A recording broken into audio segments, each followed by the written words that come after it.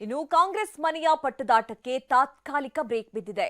ಇವತ್ತು ನಡೆಯೋ ಹೈಕಮಾಂಡ್ ಸಭೆಯ ಮೇಲೆ ಸಿಎಂ ಡಿಸಿಎಂರನ್ನ ದೆಹಲಿಗೆ ಕರೆಸಬೇಕಾ ಬೇಡವಾ ಅನ್ನೋದು ನಿರ್ಧಾರವಾಗೋ ಸಾಧ್ಯತೆ ಇದೆ. ಇನ್ನು ನಮ್ಮಲ್ಲಿ ಯಾವುದೇ ಭಿನ್ನಾಭಿಪ್ರಾಯ ಇಲ್ಲ ಅಂತ ಮತ್ತೊಮ್ಮೆ ಪುನರುಚ್ಚರಿಸಿರುವ ಡಿಕೆ, 7-8 ಶಾಸಕರನ್ನ ಕರೆದುಕೊಂಡು ಹೋಗೋದು ದೊಡ್ಡ ಕೆಲಸ ಅಲ್ಲ, ಆದ್ರೆ ನಾನು ಪಾರ್ಟಿ ಪ್ರೆಸಿಡೆಂಟ್, ಎಲ್ಲರನ್ನ ಒಟ್ಟಿಗೆ ಕರೆದುಕೊಂಡು ಹೋಗ್ತೀನಿ ಅಂತ ಅಂದಿದ್ದಾರೆ.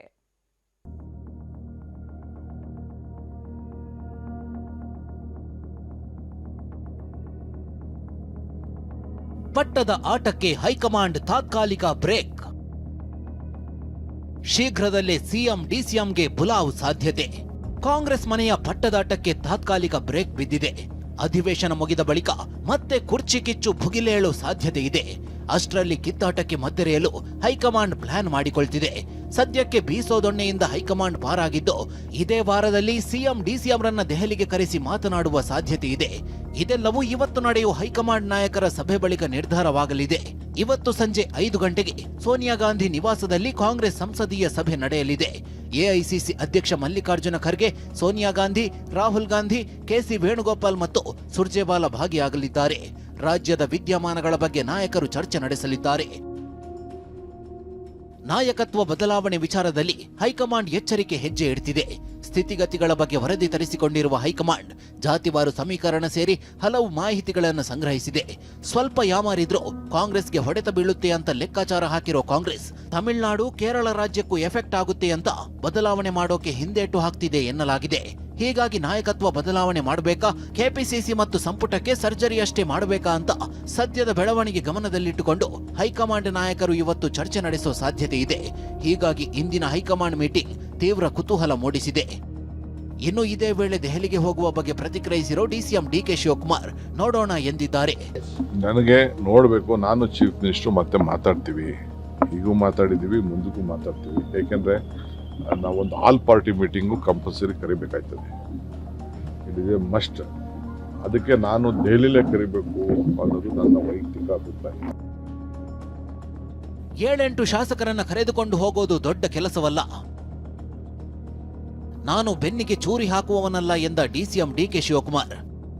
ಇನ್ನು ನಾನು ಯಾವತ್ತು ಗುಂಪುಗಾರಿಕೆ ಮಾಡಲ್ಲ ಅಂತ ಮತ್ತೊಮ್ಮೆ ಪುನರುಚ್ಚರಿಸಿರುವ ಡಿಕೆ, 7-8 ಶಾಸಕರನ್ನ ದೆಹಲಿಗೆ ಕರೆದುಕೊಂಡು ಹೋಗೋದು ದೊಡ್ಡ ಕೆಲಸವಲ್ಲ, ಆದ್ರೆ ಅದು ಪ್ರಯೋಜನ ಇಲ್ಲ. ನಾನು ಪಾರ್ಟಿ ಪ್ರೆಸಿಡೆಂಟ್, 140 ಶಾಸಕರನ್ನ ಒಟ್ಟಿಗೆ ಕರೆದುಕೊಂಡು ಹೋಗ್ತೀನಿ ಎಂದಿದ್ದಾರೆ. ಹಾಗೆ ನನ್ನ ಸಿಎಂ ಮಧ್ಯೆ ಯಾವುದೇ ಭಿನ್ನಾಭಿಪ್ರಾಯವಿಲ್ಲ ಅಂತ ಮತ್ತೊಮ್ಮೆ ಹೇಳಿದ್ದಾರೆ. ನಾನು ಯಾರನ್ನು ಡಿಫ್ರೆನ್ಶಿಯೇಟ್ ಮಾಡಕ್ಕೆ ನಾನು ಯಾವತ್ತೂ, ನನಗೂ ಅವ್ರಿಗೂ ಯಾವತ್ತಾದ್ರೂ ಭಿನ್ನಾಭಿಪ್ರಾಯ. ನಾನಂತೂ ಗುಂಪು ಮಾಡಕ್ಕೆ ಯಾವತ್ತೂ, ನಾನು ಇವೆಲ್ಲ ಗಮನಿಸಿರ್ಬೇಕು. ಡೆಲ್ಲಿಗೆ ಹೋಗ್ಬೇಕಾದ್ರೆ ನಾನು ಒಬ್ಬ MLA ನನ್ನ ಜೊತೆ ಕರ್ಕೊಂಡು ಹೋಗ್ಬೋದಾಗಿತ್ತು. ಅದೇನು ದೊಡ್ಡ ಕೆಲಸ ಅಲ್ಲ. ಜೊತೆಗೆ ನಾನು ಒಂದು 8 ಜನ ಹಾಕೊಂಡು 5 ಜನ ಹಾಕೊಂಡು ಹೋಗ್ಬೋದಾಗಿತ್ತು. ಅದರಿಂದ ಏನೂ ಪ್ರಯೋಜನ ಆಗಲ್ಲ.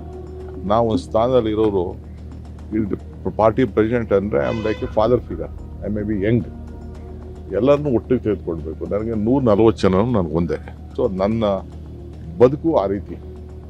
ನಾನು ಯಾವತ್ತು ಬ್ಯಾಕ್ ಸ್ಟಾಪ್ ಮಾಡೋನಂತೂ ಅಲ್ಲ. ಏನಾದರೂ ಎದುರುಗಡೆ ಫೈಟ್ ಮಾಡೋಣ. ಇನ್ನು ಸ್ವಾಮೀಜಿಗಳ ಬೆಂಬಲದ ವಿಚಾರವಾಗಿ ಮಾತನಾಡಿದ್ದ ಕೇಂದ್ರ ಸಚಿವ ಎಚ್.ಡಿ. ಕುಮಾರಸ್ವಾಮಿ ವಿರುದ್ಧವೂ ಡಿಕೆ ಶಿವಕುಮಾರ್ ಕಿಡಿಕಾರಿದ್ದಾರೆ. ಕಾಂಗ್ರೆಸ್ ಜೊತೆ ಸರ್ಕಾರ ಮಾಡಿದೆ, ಏನು ತಪ್ಪು ಮಾಡಿದ್ದೆ ಅಂತ ತೆಗೆದ್ರವರು. ಆಗ ಬನ್ರಪ್ಪ, ನಾನು ಒಕ್ಕಲಿಗರನ್ನು ಉಳಿಸ್ಕೊಳ್ಳಿ ಅಂತ ಅಂದ್ಬಿಟ್ಟು ಯಾರು ಕರೆದ.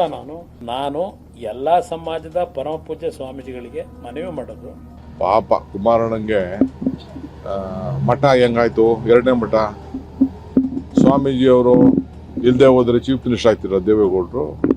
ರಸ್ತೆಗಿಳಿಲ್ವ ಸ್ವಾಮೀಜಿ? ನಾನು ಕೇಳಿದ್ದೀನಾ?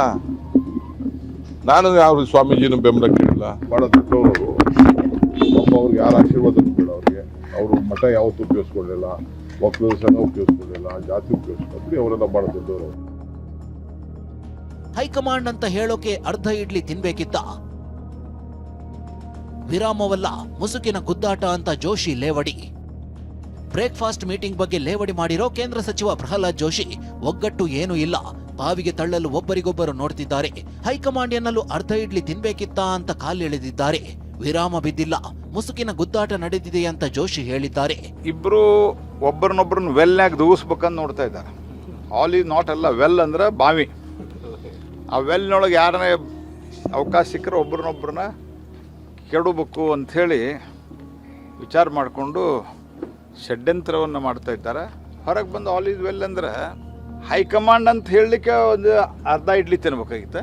ಹೈಕಮಾಂಡ್ ಹೇಳುತ್ತೆ ಕೇಳ್ತೀವಿ, ಇದು ಮೊದಲು ಹೇಳ್ಯಾರ ಅವ್ರು. ವಿರಾಮ ಇಲ್ಲೇ ಇಲ್ಲ, ಮುಸುಕಿನೊಳಗಿನ ಗುದ್ದಾಟ ಭಾರಿ ಜೋರು ನಡೆದದ. ಜೈಲಿಗೆ ಹೋಗಿ MLAಗಳನ್ನ ಭೇಟಿಯಾಗಿ ಅವರ ಬೆಂಬಲವನ್ನು ಕ್ರೋಢೀಕರಿಸುವಂಥ ಪ್ರಯತ್ನ ನಡೆದಂದ್ರೆ ಎಷ್ಟು ಗಂಭೀರ ಅದಂತ ವಿಚಾರ ಮಾಡಿ. ಈ ನಡುವೆ ಸಿದ್ದರಾಮಯ್ಯ ತವರು ಜಿಲ್ಲೆ ಮೈಸೂರಿನಲ್ಲಿ ಡಿಕೆ ಸಿಎಂ ಆಗಬೇಕೆಂದು ಮುಸ್ಲಿಮರು ಸಾಮೂಹಿಕ ನಮಾಜ್ ಮಾಡಿದ್ದಾರೆ. ಹಜರತ್ ಸೈಯದ್ ಗುಮಾನ್ ಶಾ ಖಾದ್ರಿ ದರ್ಗಾದಲ್ಲಿ ಪ್ರಾರ್ಥನೆ ಮಾಡಿದ್ದಾರೆ. Bureau report, TV9.